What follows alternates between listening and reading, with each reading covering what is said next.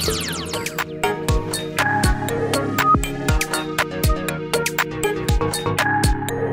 I'm Jeff Baumgartner with Light Reading Cable. I'm pleased to be joined by Jeff Finkelstein with Cox Communications. So Jeff, we're here at the event, and Docsis 3.1 is a big topic, and the idea of delivering multi-gigabit services to the home over existing HFC. But in addition to speed and capacity, I mean, what's kind of the biggest benefit for with Docsis 3.1? Well, the biggest benefit for Docsis 3.1 is that it is the next logical step in where we have been growing Docsis for the past 15 years. That what Docsis 3.1 gives us is not just the multi-gigabit capabilities, but it also gives us the ability to overcome more impairments in the plant. We've introduced a number of new technologies, for example, OFDM, which is very good at dealing with linear type impairments.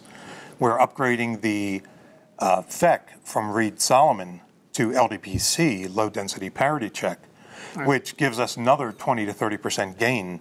So even in the existing plant, just by enabling these two technologies, we're going to get a very good boost in the amount of bandwidth that is available through Docsis. Okay, and walk me through some of the potential deployment scenarios here, or migrations, because you have a lot of Docsis 3.0 rolled out now. So how do you kind of start to merge those worlds together and get 3.1 alongside 3.0? Well, what we're focusing on with the initial 3.1 discussions is on the CPE, so the equipment that goes in the consumer home. I mean, we're looking at the whole protocol, of course, but by focusing on getting the CPE out as soon as we can, because there is backwards compatibility with Docsis 3.0, we'll be able to deploy these initial devices, these hybrid devices, and put them into a 3.0 only mode. As we free up additional bandwidth, we'll be able to start swapping them over to Docsis 3.1. Okay. So that each chunk of bandwidth becomes available.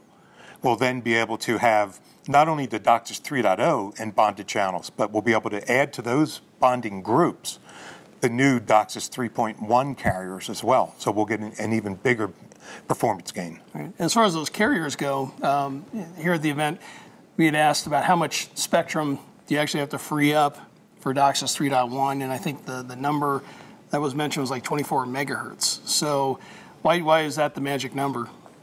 Well, a little bit of background, so that the actual block, the FFT block as we call it, is 192 megahertz. Okay. That is subdivided into either 25 kilohertz or 50 kilohertz wide subcarriers.